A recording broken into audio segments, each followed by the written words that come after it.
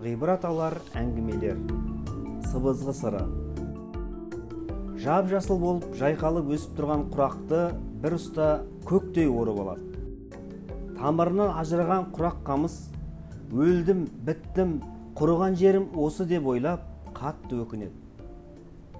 Басқалар секілді жап-жасыл болып жайқалып өсуім керек еді деп қайғырды.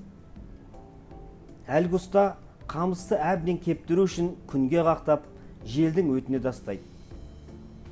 Уақыт өткен сайын бойындағы ылғалын жоғалтып, қурай бастаған құрақ одан бетер өкініп, жап-жасыл болып жайқалып өсіп тұрған балғын шағын жиі еске алады. Басына түскен тауқыметке қайғырады. Құрақ әбден кепкен кезде ұста сыртындағы қабығын аршып, сабағын қалдырды. Қабығынан ажырап қалған құрақ одан әрі қайғыра түсті.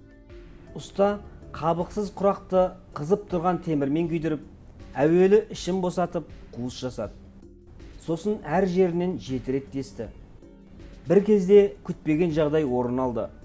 Әлгі ұста 7 жерінен тесілген құрақ қамысты алып үрлеген сол ет, ғажайып әуен, мұңлы да сырлы саз төгіледі.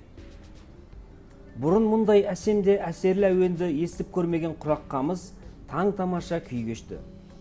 Алғашында біріне бірі ұқсамайтын сырлы саз, ғажайып әуен өз бойынан шығып жатқанына сене алмады. Сөйтіп ол сырлы сыбызғыға айналғанына қуанды. Мұндай мәртебеге жету үшін көрген азап пен қиыншылық бекер емес екеніне көз жеткізді. Ұстаға алғыс айтып шүкір етті. Бұл қиссадан не түсіндік? Адам осы құрақ секілді. Басынан өткізген қиыншылыққа сабыр ету арқылы шыңдалады. Сабырмен күту арқылы кемелдене түседі. Құрақтың қабығынан ажырағаны секілді сыртқы алаңдаушылықтан құтылады. Іші қуысталып ойылғаны тәрізді, ішкі менмендігінен арылады.